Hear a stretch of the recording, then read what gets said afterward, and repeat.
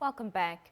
The 78th session of the UN General Assembly is meeting in Manhattan, New York this week. And this year the focus is on the high-level political forum on sustainable development.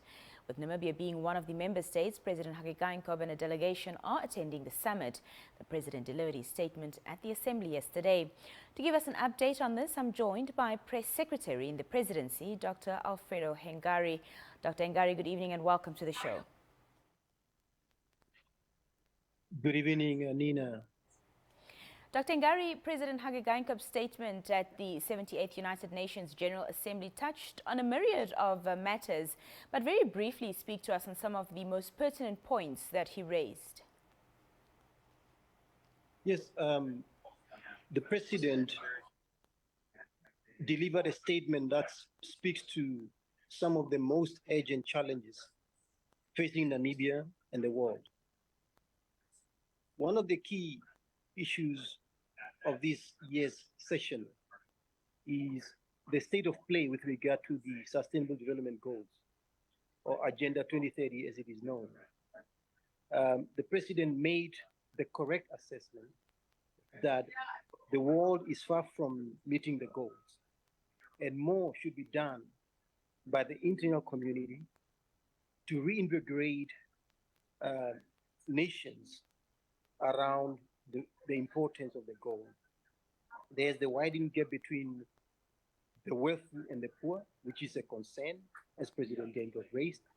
President Geingob also spoke about the issue of climate, which is affecting all of us, and specifically the developing world in a manner that is disproportionate. And Namibia provides the solutions to some of those challenges by the development of a green hydrogen industry, which will help humanity to decarbonize. The President also touched on the very important aspect of the rise of artificial intelligence, the digital gap.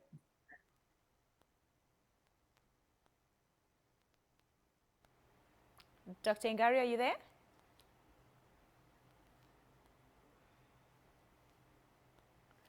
Dr. Hengari, can you hear us?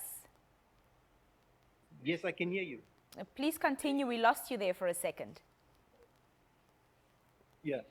The President also emphasized the importance of digital inclusion, because where we are, we cannot develop without the transfer of technologies, without collaboration in technologies, without ensuring that all of us benefit in a manner that speaks to the challenges of our time. I also have to emphasize the fact that Namibia will co-chair alongside Germany the Summit of the Future, which will take place next year. President Geingob will be the co-leader of that chair, which looks at ways and means to reinvigorate the international community around the sustainable development goals.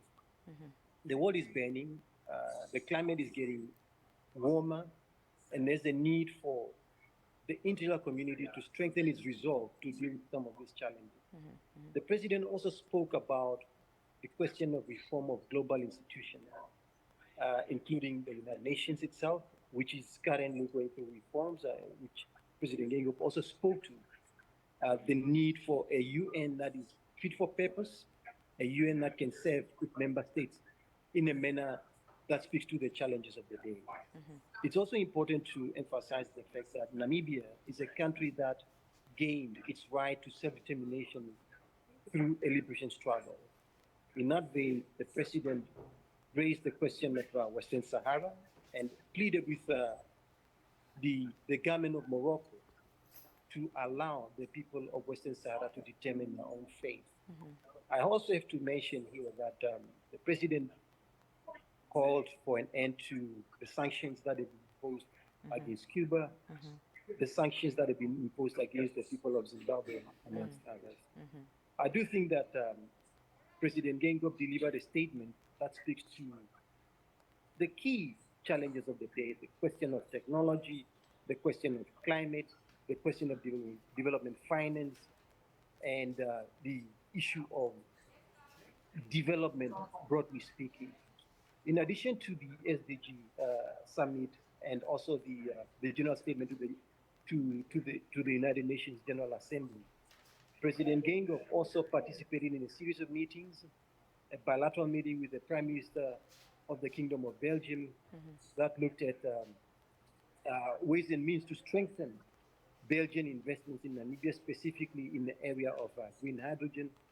The meeting also looked at the ways and means to end the conflict, the Russia-Ukraine conflict. President Geingob appealed to the Prime Minister of Belgium to ensure that Europeans de-escalate as opposed to escalating the war.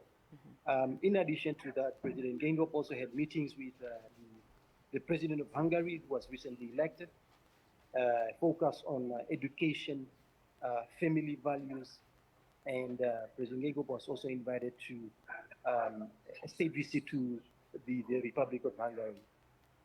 Namibia is one of the key champions on the question of ending inequality. President Geingob has been quite vocal around the question of inequality and participated in an Oxfam UNAIDS high-level meeting that looked at the question of inequality. And President Geingob also made an appeal to the international community to act now, because there has been a lot of talk about dealing with SDG 10, which is on inequality, but less action has been taking place.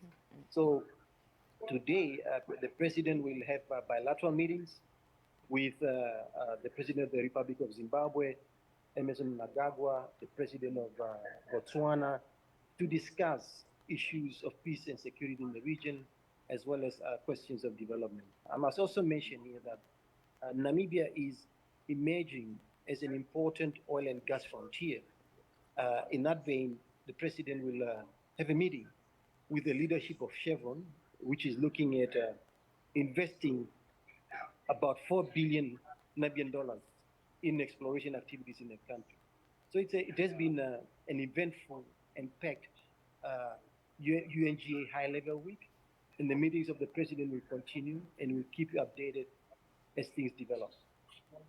Dr. Ngari, thank you so much for your time and speaking to us this evening. That was Dr. Alfredo Hangari, Press Secretary in the Presidency, speaking to us about the 78th session of the UN General Assembly currently happening in Manhattan, New York. We take a brief break and we continue with conversations.